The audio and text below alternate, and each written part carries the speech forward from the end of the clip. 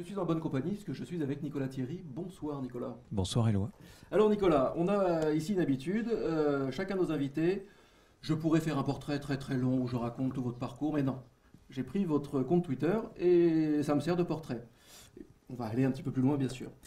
Sur votre compte Twitter, vice-président région Nouvelle-Aquitaine, environnement et biodiversité, membre du bureau exécutif national de ELV, auteur de Se réconcilier avec le vivant, un ouvrage remarquable aux éditions L'Échiquier que je recommande, mais on y reviendra.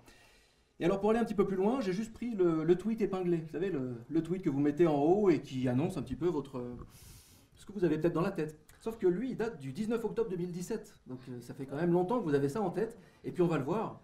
En fait, bien sûr, c'est normal que vous l'ayez en tête. Près de 80% des insectes auraient disparu en Europe. Le CAC 40 est stable, imperturbable. Les marchés réagissent donc à tout, sauf à l'essentiel.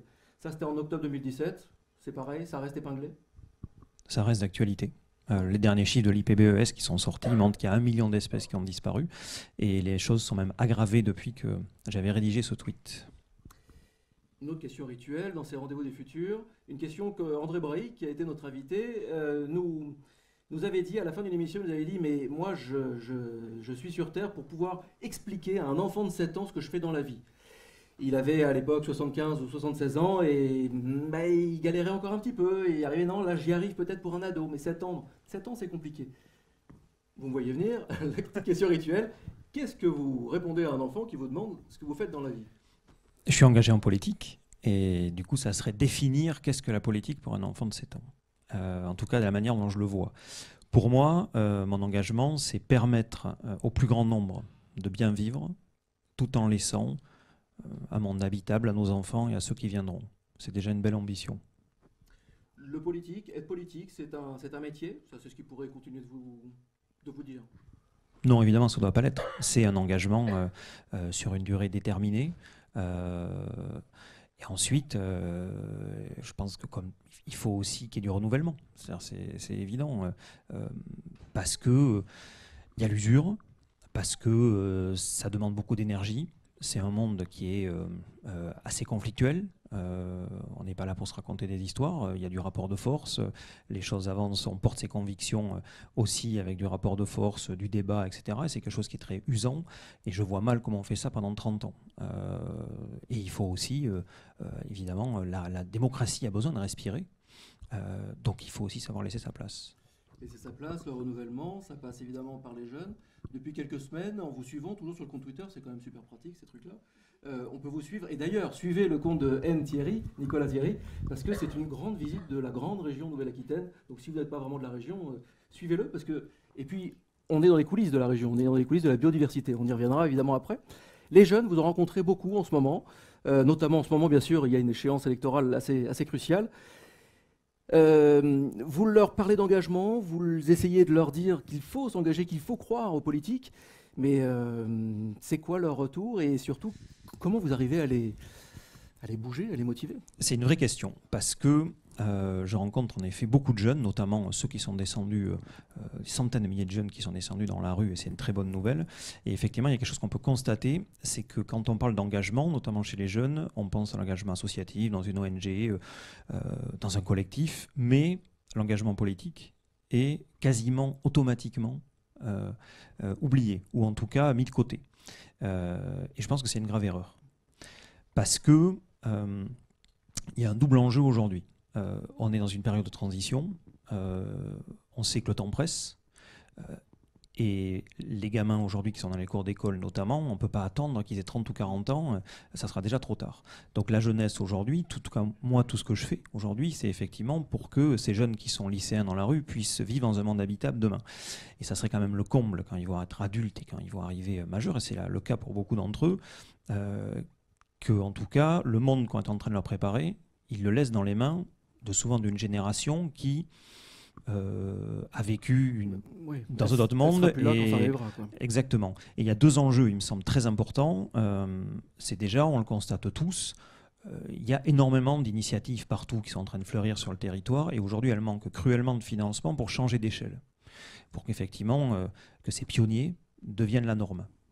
Et ça nécessite effectivement de flécher les financements publics pour effectivement arrêter de financer aujourd'hui ce qui est néfaste à la fois pour l'homme et la nature, et plutôt aller vers des modèles plus vertueux. Et ça se passe bien en politique. C'est-à-dire qu'il faut être siégé sur les bancs des institutions pour faire les bons votes, pour flécher l'argent public. Donc ça, voilà une raison pour laquelle il faut qu'il y ait. Et il y a une deuxième raison très importante, c'est le changement de récit. Je m'explique. Le changement de récit, c'est-à-dire que si vous avez lu Harari, Sapiens ou Nancy Hewson, vous disent que l'humain, sa particularité, et peut-être seule particularité par rapport aux autres espèces, c'est la capacité à se raconter des histoires et à y croire. Et effectivement, quand un groupe d'humains se met à croire à la même histoire, eh bien, il se met en tout cas obéir aux mêmes lois et à collaborer de manière très efficace. Ça nous a permis de faire des trucs incroyables. Les pyramides, aller sur la Lune, et on peut collaborer de manière très vaste. Mais ça nous oblige aussi, en tout cas ça nous a amené plutôt à faire des erreurs terribles en pensant par exemple que notre planche de salut c'était la croissance infinie dans un monde fini, que cette autre mythologie aussi, que la technologie nous sauvera. Et il y a besoin, pour changer le récit, il faut changer les imaginaires. Et ceux qui ont accès à la parole publique, il n'y a pas que, mais ils prennent une part très importante, c'est les responsables politiques. Ils ont accès au débat public. Et si vous n'avez pas des responsables politiques qui racontent une autre histoire dans les médias, dans le débat public, qui montrent qu'il y a un autre champ des possibles, les choses ne vont pas avancer. Et donc, ça, on voit bien où je veux en venir. C'est que si ces jeunes-là, qui savent déjà très précisément le monde dans lequel ils veulent, en tout cas ce qu'ils ne veulent pas, s'ils ne sont pas là pour le porter dans le débat public, c'est un gâchis énorme. Et il n'y a pas d'autre solution que de s'engager. Et je finis là-dessus. La politique, ce n'est pas quelque chose de repoussant. La seule chose qui peut être repoussante dans la politique, c'est la manière d'en faire. Autrement, la politique en elle-même, il n'y a rien de plus beau parce que c'est s'occuper d'autrui. Oui, après, les jeunes et les moins jeunes d'ailleurs, qui peut-être à un moment de leur parcours peuvent être titillés par un engagement, voient le politique, dans le politique, voient que c'est une négociation. Oui, il faut flécher les projets, sauf qu'il faut passer par énormément de réunions, de négociations, de compromis aussi, beaucoup de compromis, il faut vivre avec ça. Vous-même, à l'intérieur de votre livre Se réconcilier avec le vivant, vous stigmatisez le manque d'audace, le manque de courage politique. C'est un peu ce qui est pointé du doigt par jeunes et moins jeunes. Finalement, comment vraiment arriver à se motiver pour y aller ? Il y a une sorte de résignation qui s'est installée, qui consiste à s'être installé dans une politique de l'accompagnement.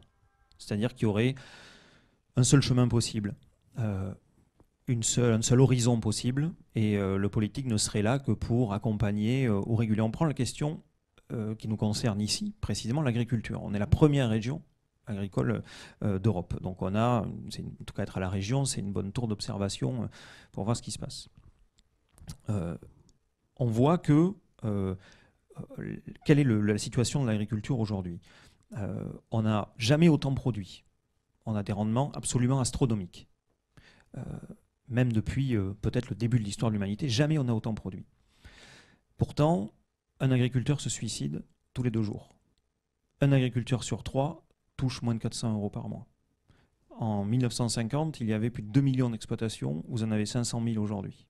Et ce même modèle, il stérilise les sols, détruit la vie, dérègle le climat. Qu'est-ce que vous disent la majorité des élus et beaucoup de filières? La réponse à ça, c'est pas de problème, on va accélérer. On va encore plus industrialiser, on va sortir les agriculteurs des champs où on va mettre des drones et de l'agriculture connectée avec des tracteurs pilotés à distance, et on va concentrer encore plus les animaux pour être encore plus compétitifs. Et on voit bien que ça, c'est de la politique de l'accompagnement. C'est-à-dire, c'est le monde industriel qui a un certain nombre de critères qui est quantitatif et compétitif et qui veut toujours aller plus loin. Mais est-ce que c'est la demande? Il suffit de se déplacer dans la région ou n'importe où pour voir que ce n'est pas la demande des citoyens. Les citoyens veulent manger local, bio, protéger la nature, faire attention à leur santé et que les agriculteurs vivent bien. Et ça a une réponse. Ça s'appelle l'agroécologie. C'est-à-dire que ce n'est pas plus de technologie, c'est redonner du sens à l'agriculture. Et là, on voit bien qu'il y a 2 choix possibles. Soit dans une politique de l'accompagnement où on accompagne tranquillement les industriels en se disant oui, attention quand même, allez pas trop vite, etc. Ou on porte dans le débat public une autre vision. Et je pense que c'est ça qu'il faut porter. Il faut sortir de cette idée de politique de l'accompagnement, parce que non, il n'y a pas qu'un seul possible. Il y a une pluralité de possibles, et il se trouve que beaucoup de citoyens aujourd'hui savent très bien ce qu'ils veulent. Et c'est souvent malheureusement en décalage avec ce qu'on voit. Sans oublier que on est en pleine élection européenne, et ce sujet de l'agriculture, il va être central, puisque le paysage des campagnes dans notre pays, et même le modèle agricole, il est conditionné par la politique agricole commune. C'est-à-dire que l'Europe verse 9 milliards d'euros à la France avec des critères d'utilisation qui vont conditionner le modèle agricole. C'est là que c'est les députés, là, vous allez élire, qui vont décider de ça. Donc il ne faut pas se tromper. C'est là où le jeu démocratique, le jeu du politique est un jeu qui fait peur aussi, parce qu'il faut pour ça des politiques qui soient éclairés. Il faut qu'ils aient les éléments du choix, il faut qu'ils soient au courant des dossiers.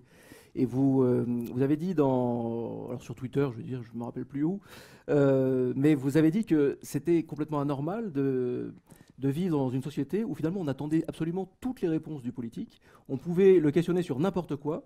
Vous, par exemple, sur n'importe quel sujet, vous devriez avoir une réponse.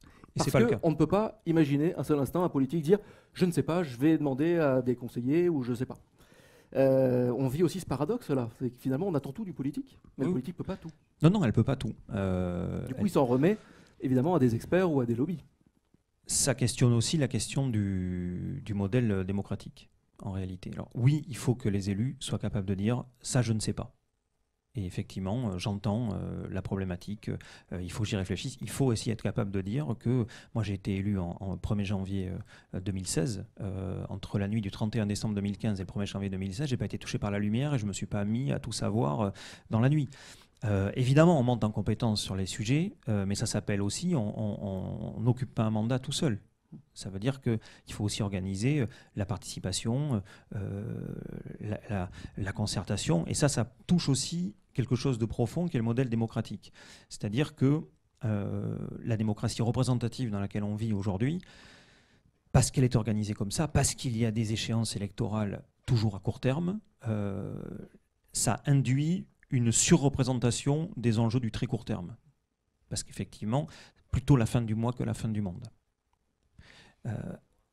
Et c'est vrai que tout le monde occidental aujourd'hui, on est dans une démocratie représentative. Et l'enjeu, c'est comment on repense nos institutions pour intégrer du temps long dans la décision publique et dans les institutions. Et la Ve République, il suffit de voir comment ça fonctionne, n'est pas plus du tout adapté à ça. Et est-ce qu'il faut changer le Sénat? Est-ce qu'il faut penser le Césaire en chambre du temps long? Et ça ne se fera pas. Intégrer le temps long dans la décision publique, ça ne se fera pas sans mettre beaucoup plus de participation du citoyen dans la décision. La verticalité, elle mène au court-termisme. Un sujet clé qu'il faut vraiment qu'on aborde, un sujet fondamental, qui est un de vos gros périmètres, un de vos gros sujets au quotidien, la biodiversité. Dans votre livre, vous dites que nous avons finalement tous l'Alzheimer biologique. Parce que c'est vrai que dans le registre de la biodiversité, on est beaucoup plus sensible à, il ne faut pas comparer les causes bien sûr, à l'extinction du tigre de Bengale ou à l'extinction du panda, et du coup on en adopte un, on le fait parrainer par la présidente. Mais au final, le ver de terre, tout le monde s'en fout. On oublie de se préoccuper aussi de notre champ, c'est le cas de le dire, à côté de chez nous. Comment on explique ça et comment on y arrive? Même dans, même dans la sémantique, on appelle ça la biodiversité ordinaire.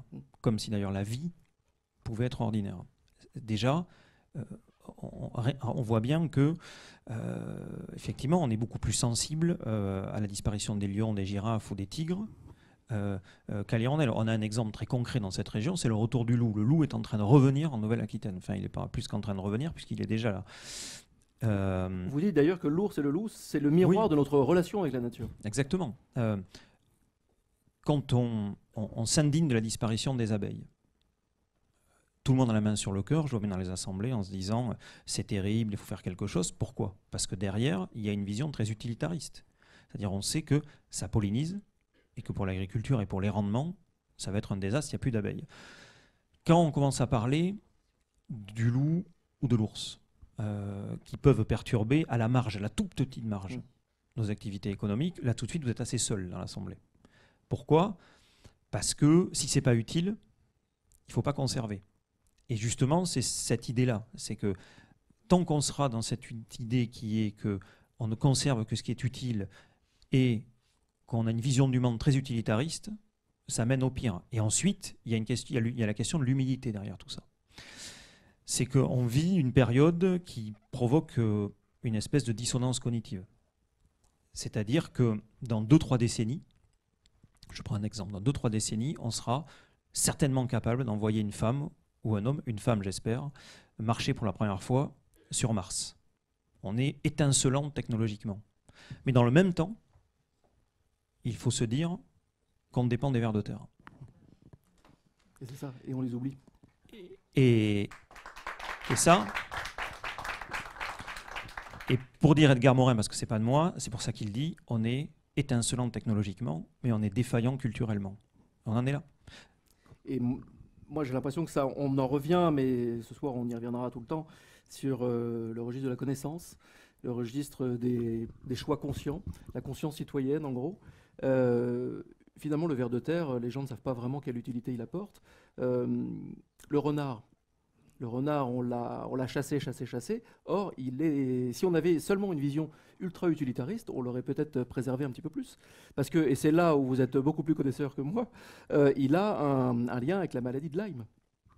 Oui, tout à fait. On ne va peut-être pas l'expliquer non, on va pas expliquer précisément là, mais en effet, les études montrent aujourd'hui que les zones où on arrête de réguler le renard, effectivement, il y a beaucoup moins de tiques infectés. Donc, encore une fois, on ne va pas expliquer pourquoi ici, mais c'est aussi un allié des agriculteurs, puisqu'il régule aussi les rongeurs pour les céréales, enfin pour les champs agricoles, et ça évite de mettre des pesticides. Mais ce que ça veut dire, c'est qu'on ne connaît plus le vivant. Non, on ne connaît plus le vivant. Mais d'un autre côté, on a considéré que c'était aussi une espèce qui pouvait perturber nos activités économiques à très court terme parce que ça pouvait attaquer certains élevages, etc. Aujourd'hui, on est sur des chiffres fous. C'est-à-dire qu'en France, on tue chaque année entre 500 000 et 1 million de renards et hors période de chasse. C'est-à-dire que quand la chasse ferme, on peut continuer à éradiquer ces animaux, même les petits, au printemps dans les terriers. Parce que on considère que ça a pu véhiculer des maladies, parce que ça peut être une menace, etc. Alors que là, c'est l'exemple parfait. Les études scientifiques montrent que si on arrête de réguler cette espèce, on fera une économie en termes de pesticides, et en plus on protégera notre santé, parce qu'il ne faut pas l'oublier. Gilles Boeuf, il est peut-être passé au rendez-vous du futur, je ne sais pas. Voilà, l'explique très bien. Et ça montre encore une fois, on n'est pas à côté en surplomb. On fait partie de la biodiversité, les écosystèmes et la vie sur Terre est interdépendante, on fait partie de la vie sur Terre. Donc évidemment, quand on dérègle les choses à ce point, ça nous impacte à un moment ou à un autre. Un dernier, parce que je vois que l'heure tourne, un dernier exemple pour montrer vraiment notre paradoxe et notre méconnaissance du vivant. C'est quelque chose que j'ai découvert, je l'avoue, je l'ai découvert vraiment en vous lisant. Vous parlez du ballastage, les eaux de ballast. Alors, en quelques mots, si c'est expliqué avec mes mots, c'est un grand bateau qui utilise, en gros, on a besoin des ballasts pour se maintenir à l'équilibre. Il passe vers le Japon, il ouvre ses grandes citernes, et puis en gros, il les vidange au large de la Californie. Sauf qu'il prend des espèces au large du Japon et il les balance en Californie. Ce n'est pas du tout les mêmes espèces normalement. Donc en gros, il détraque tout. C'est ça? J'ai bien résumé? C'est exactement ça. C'est exactement ça. C'est une des raisons de l'érosion de la biodiversité. C'est la multiplication et le déplacement d'espèces qui n'auraient jamais dû se rencontrer, qui sont déplacées à des milliers de kilomètres. C'est vrai sur Terre aussi, on a le frelon asiatique ici, qui viennent effectivement menacer les espèces locales, et ça s'ajoute à d'autres facteurs d'érosion qui sont la destruction et la fragmentation des habitats naturels. Quand vous faites un supermarché ou une autoroute, mais vous fragmentez les habitats, vous détruisez des espèces. Ça, c'est la première raison, et de très loin. Ensuite, il y a la pollution des écosystèmes, industrie chimique, agriculture chimique, qui pollue l'eau, l'air, la terre. Il y a les espèces invasives, on en a parlé. Il y a la surexploitation des espèces. Le grand bateau de pêche qui ratisse les fonds sans laisser aucune vie, ça en fait partie. Et le dérèglement climatique, évidemment, qui vient en facteur aggravant, en plus de ces facteurs-là, qui obligent les espèces à se déplacer, et elles n'ont pas toutes ce luxe, en tout cas elles ne sont pas toutes assez rapides pour pouvoir retrouver des écosystèmes équivalents. Là, vous avez les différents facteurs contre lesquels on doit lutter si on veut préserver la vie sur Terre. Merci Nicolas, la route est longue, mais merci beaucoup et merci pour cet ouvrage. Se réconcilier avec le vivant, aux éditions de l'Échiquier. Une ode à la vie, une ode au vivant, une ode à l'humain aussi, l'humain. Bref, on fait partie d'un tout.